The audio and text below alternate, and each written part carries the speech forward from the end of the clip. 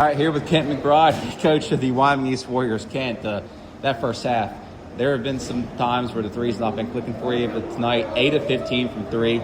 On that volume alone, shooting over 50% is kind of insane. Just talk about the kids being able to click in, because, I mean, that gave you a cushion that really ultimately mattered in the game. Yeah.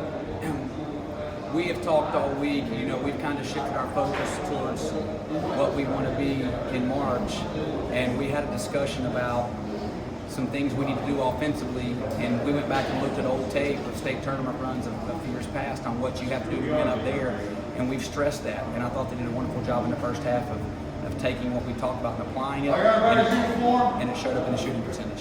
What are some of those things? Because now I'm curious, you're getting nostalgic and everything. Talk to me a little bit. If you watch the teams up at Charleston when they play, they don't really, they take a lot of good shots. And you have to focus on every possession matters. You can't say, well, as a player, you can't say, well, I just took two bad ones. Well, you take two bad ones and three of them take two bad ones. That's the difference between maybe you holding a trophy and maybe you going home early. And that's kind of the conversation we've had, to just focus on the quality of shot. We talk all year. We don't really care who shoots it. We focus on the quality of shots. And I thought in the first half, we took some really high-quality shots. So that start to the third quarter, do you feel like it was a bit of the opposite there? Or? Yeah, I thought, and we called timeout and said that. We have words and cues that we talked, and I think we go back and watch it and be able to show them that when they made the run, we knew Bluefield was going to make a run, and I thought a lot of it, our offense was not. We came out and got a little out of character to start the half, and they got up into our shorts, so they dictated there for a while, and we were able to settle down. Obviously, Connor spent most of the night in foul trouble, and even like when he. I guess when you got to the point where it's okay, like you're comfortable probably playing through those fouls, you still kept the lineup that you had been using all night, and it was just highly successful. I mean, just talk about that, because obviously he's a big part of it, and they have Paris in the middle that can be sometimes hard to match up with, but you guys I thought did a really good job of it, and he just rolled with the hot hand. I'll argue that Connor Fox is the best big man in the state of West Virginia. I'll argue anybody that he's had a fantastic year. And I know he was frustrated with foul trouble. And then it was more about when he got in foul trouble, man, we just started really clicking.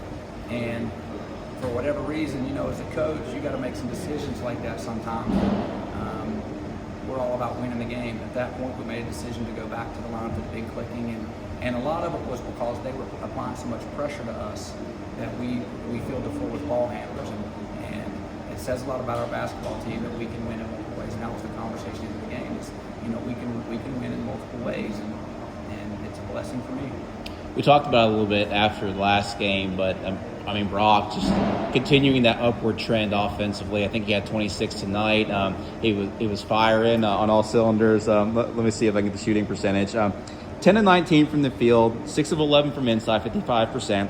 4 of 8 from beyond the arc, the deep one to end the first half. And just kind of elaborate a little bit more on what he's done for you guys offensively, because that's just we talk about it. It felt like the first half of the season, there was some consistency, but there wasn't the big games. But now we're starting to see the big games in waves. I think what you're seeing is at the beginning of the year, and we can call it what it is, with all the talent influx that we had and where we were. It took us a while to find ourselves and find the comfort zone with each other. And everyone is settling into that spot on how they're being used and how they fit with one another. And Brock is one that you see, if you look at his numbers in the last probably 6 games, you look the other day, it was 48% from 3, leading the last 5, and 19 and 8. And he just continues that upward trend. And Brock Johnson can put that orange thing through the hole a lot like Jay Smith can. And our guys are comfortable. And Brock, that's what he applies for our basketball team. He scores basketball. You hit on it, but there were a bunch of different strategies. I mean, you tried Talon on Jace, and I think that was to try to lower level gravity guy to stop the drives, and then Keegan. But it's just, I feel like the best way to describe him is a tough shot maker. and that's all you can do. All you can do is try to take away certain shots, and hopefully he takes the shots that you're pushed him to, and hope he misses them. Well, I don't know what his shooting percentage was, but right there when we were trying to pull away, he would not let us pull away. He kept making a hard shot. We made a 3. I remember I just rolled my head back. We made a 3. He comes down and rips one. It's like we cannot separate from Jace.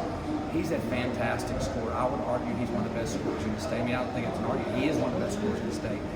His size, his skill, he's a tough cover. And I told Tony and Jace when they played down at Wyoming East, I think I want to go to Bluefield's graduation just to ensure that he walks across the stage. So at that point, his eligibility is done. But yeah, I'm glad that we're hopefully done with that.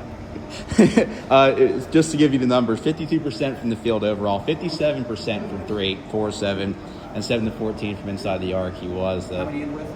I had him with 31. I didn't look at the official book. Well, it felt like 41, and like you just talked on, he has grown. You know, I've only been here for about 14 months, and he's really grown as a player in the time I've seen him. But, you know, in years past, when things got a little tough, sometimes that's the way you can beat Jay Smith. You can make it tough on him, and he might not respond. You don't do that now. He's in there for 9 rounds of punching, and he knows he knows he's going to get those defenders every night. And you see, I think we have really good defenders. We went big, we went small, we went fast, we went longer guys. 31, it doesn't matter. That guy's a shot maker. Logan next to finish the season, is that right? Logan on Saturday. Logan on Saturday. I mean, just kind of reflect on this year, because with this, you finished 6-0 against the 2 through 4 seeds. They're all top 10 teams, and realistically, if we seeded this thing 1 through 16, you know, all 4 of them might make the state tournament. I just reflect this. You guys have run the gauntlet. You've done it on the road. You've done it at home, and that's not even counting the out-of-region stuff that you've done. You got to obviously have one more game. You got to be pretty proud with how this thing's going. I can't express how proud I am. Like I told you a while ago when I put the schedule together, Coach Chapman said, "Are you sure?" And I'm like, yeah, I guess. And we talked about coming down here on a quick turnaround. You know, even it's a quick turnaround for them too, but there's never a bad time to play a good team. And we stacked our roster full. We stacked our schedule full of it. And, you know, we talked about with our guys, even before the game, everybody wants to be a big dog until it's time to do big dog things. And we put ourselves in situations where we're going to find out who we are. We've put ourselves and our players in really hard situations, individually and collectively. And there's been some hard times. There's been some long faces, guys having bad games, other guys having good games, and it's challenged us. But all it does is it tightens our group, and all it does is get us to where we can perform in this environment. And like I told them, I feel like we're march ready. I think since we got our nose rubbed into Bridgeport, we've been playing our best basketball, and we're ready. But that was the point, and I'm super, super proud of these guys for responding the way they did. So your wife came up to me when I was getting the box, and she have you heard the story about your youngest son? Okay. Oh yeah. 3 threes. Well, he hit the 3 threes, but he thinks like he looked at me and thought I was like a scout for Rutgers or something like that. And then I looked at her, I told her, I said, they do realize that their dad was a very successful college coach. Have you shown like he looks pretty young? Are they pretty familiar with what your past was? Yeah, they know. And he walked up, and I was sitting there before the game. You know, we were shooting. He said, "Dad, there's a scout from Rutgers here." And I said, "Where?" And he said, "Right in front of the U."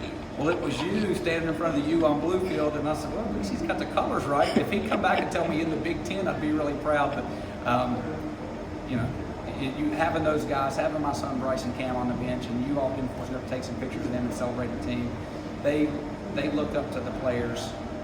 These guys are their heroes. And that, for me, when you spend all the time we spend to try to win games and away from our family, that makes it really worth it. Gotcha. Thank you, Ken.